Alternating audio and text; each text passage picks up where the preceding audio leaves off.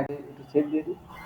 এখন আমাদের দরকার কি? আমাদের দরকার ইউএসএ যারা হলো কি রেস্টুরেন্টের মালিক রয়েছে তবে ইউটিউবার রয়েছে অ্যাজ বিভিন্ন ক্যাটাগরিতে রয়েছে, আমি তাদের লিঙ্কডইন থেকে খুঁজে বের করি। ঠিক আছে? লিঙ্কডইন। তাহলে আমরা সর্বপ্রথম কি দিলাম? একটা সূত্র আছে, সূত্রটা কিন্তু ফলো করতে হবে। এটা লিখে নিতে পারো তো ছবি তুলে রাখতে পারো। SIT আগে এখান থেকে দেখো, এই যে সাইট লিখলাম। সাইট লেখার পরে ওই দেখো youtube.com slash at the rate দিছে, এই যে দিলাম ডট ইউটিউবার, এখানে দিলাম ইউএসএ, এখানে দিলাম এট দ্য রেট gmail.com দিছি।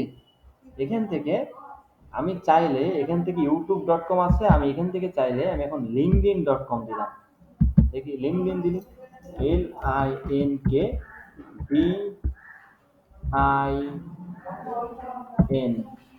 লিঙ্কডইন মানে হয়েছে LINKD linkedin.com। এবার এটা হলো ওয়েবসাইট, এটা হলো তার ট্যাগ, এটা কোন কান্ট্রি, তারা হলো ইউএসএ হওয়া লাগবে, অবশ্যই ইউএসএ হওয়া লাগবে। তারপরে দিলাম আবার ডট, তারপরে দিলাম @gmail.com দিছি। এইটা হলো সূত্র। এবার গুগলে যে আমি সার্চ দিলাম, সার্চ দেওয়ার পরে আমার কিন্তু অসংখ্য রেজাল্ট চলে আসা শুরু হয়ে গেছে। ঠিক আছে? এখন আমাদেরকে এক কাজ করতে হবে, ইমেলগুলো দেখেন এখানে এখানে আছে, আমরা এই একটা করে যদি কালেক্ট করি অনেক টাইম লেগে যাবে না?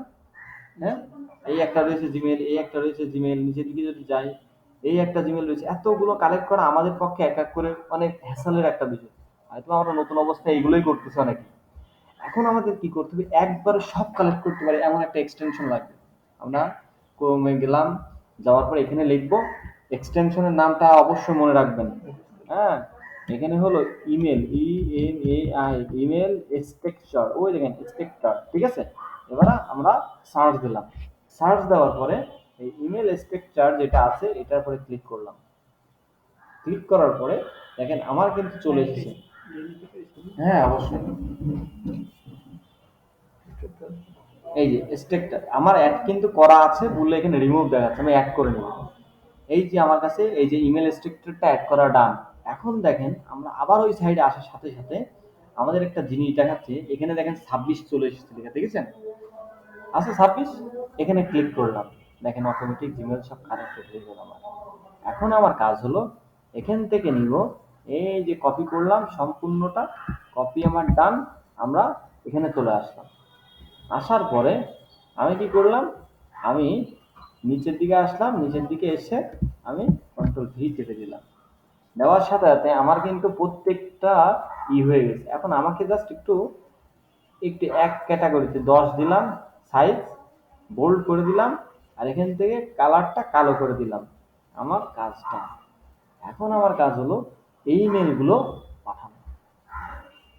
এবারে মেল যে পাঠাবো কি করা লাগবে, এই যে এক্সেল শিটটা রয়েছে এখানে এক্সেল শিটে আমাদেরকে একটা এক্সটেনশন অ্যাড করতে হবে। এটা কিন্তু খুবই ইম্পর্টেন্ট একটা এক্সটেনশন, এটা কিন্তু ক্রোমের এক্সটেনশন না।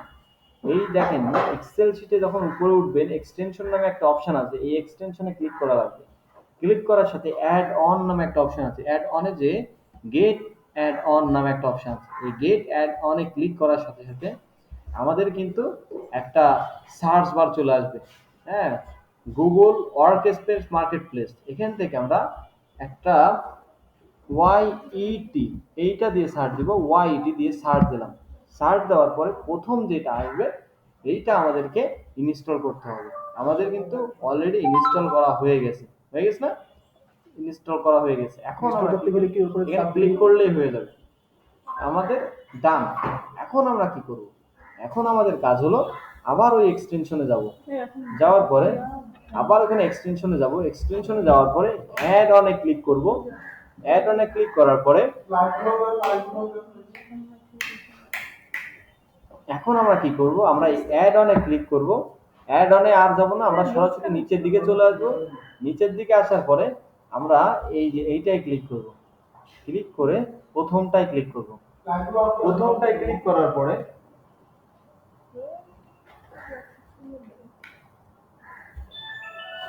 গেট গেট কোনটা আসলে এটা, আচ্ছা প্রথমটা আমরা ক্লিক করার সাথে সাথে দেখেন এখান থেকে বলতেছে দুইটা বাউন্স হয়ে গেছে কিন্তু। ঠিক আছে? স্কিপ দেন, স্কিপ দেন আমি ক্লিক করলাম। Continue, send email. আমাদের দেখেন এখানে আপনার নিজস্ব নাম দিতে হবে, এখানে টাইটেল দেওয়া লাগবে, ঠিক আছে, সাবজেক্টের টাইটেল দেওয়া লাগবে। দেখেন আমাদের মেল সব ডান। এবার আমরা ক্রসে ক্লিক করলাম, এবারে দেখেন আমাদের এটা হয়ে গেছে, আমরা ক্লোজে ক্লিক করলাম। এবার আর টোটাল টোটাল কয়টা আমার মেল সেন্ড হলো, কয়টা ওপেন হলো, আমি কিন্তু এখান থেকে সেই জিনিসটা পাচ্ছি। 44টা সেন্ড হয়েছে, পরবর্তীতে ওপেন হয়েছে 2টা, 5%, বাউন্স হয়েছে 6টা। তো এখন আমরা কি করবো, এখন আপনারা নিজেদের ফোন কম্পিউটার থেকে ট্রাই করবেন, ঠিক আছে। এই যে এক্সেল শিটের এটা যদি হলো অফলাইন মানে হলো